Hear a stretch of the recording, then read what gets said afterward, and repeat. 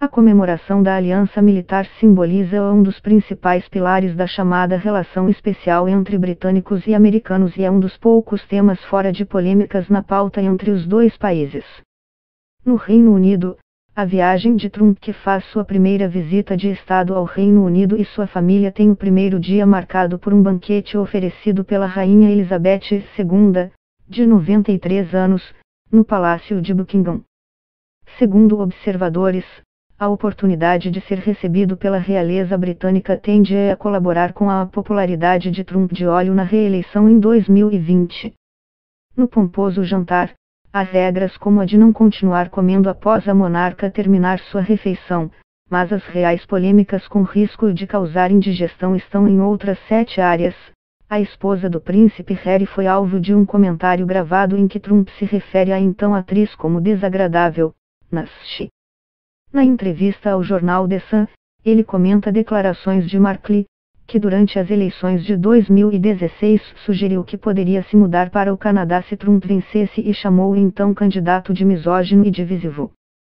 O príncipe Charles é um fervoroso defensor de medidas para conter a ação humana no aquecimento global. Trump, no entanto, faz coro com uma parcela mínima e menos crível da comunidade científica que nega haver provas de que o aquecimento global seja resultado da ação humana. Receita certa para Climão será trazer à tona o assunto. Um porta-voz de May afirmou que, tal como disse a Premier previamente, estamos desapontados pela decisão dos EUA de se retirar do Acordo de Paris em 2017 e continuamos a esperar que eles retornem ao pacto. Trump chega às vésperas da saída de Theresa May do cargo de Premier. Ele vai embora do Reino Unido no dia 6, ela deixa o cargo no dia seguinte. No passado, ele já criticou a primeira-ministra por seu fracasso em avançar com o Brexit, processo de saída do Reino Unido da União Europeia.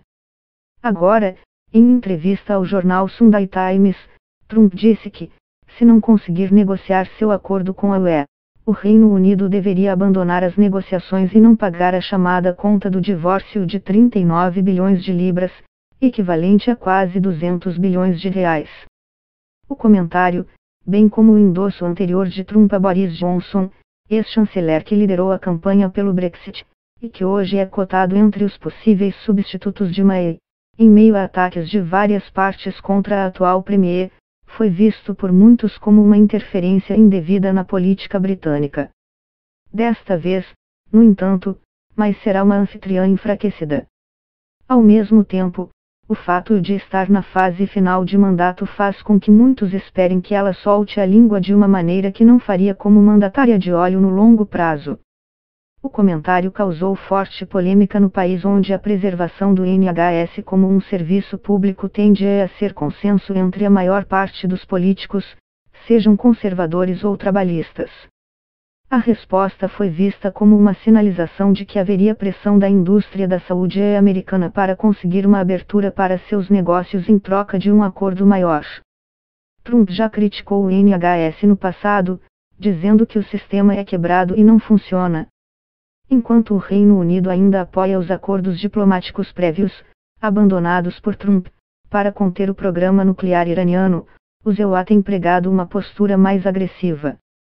O país recentemente despachou ao Oriente Médio um porta-aviões e uma frota de bombardeiros B-52, algo que diplomatas britânicos veem como um possível gatilho para escalonamento das tensões e até mesmo de um conflito armado. Em relação à China, o governo Trump defende que países europeus sigam a liderança americana na disputa, por exemplo, com a Huawei, impedindo que a empresa de tecnologia chinesa participe da construção da rede 5G britânica. Os EUA já manifestaram repúdio à proposta ainda não sancionada de ministros britânicos de permitir que as telecoms chinesas participem dessa construção. Autoridades americanas afirmaram que Trump não apenas abordará o assunto durante sua visita de Estado, como pode até mesmo ameaçar restringir o compartilhamento de informações de inteligência com o Reino Unido.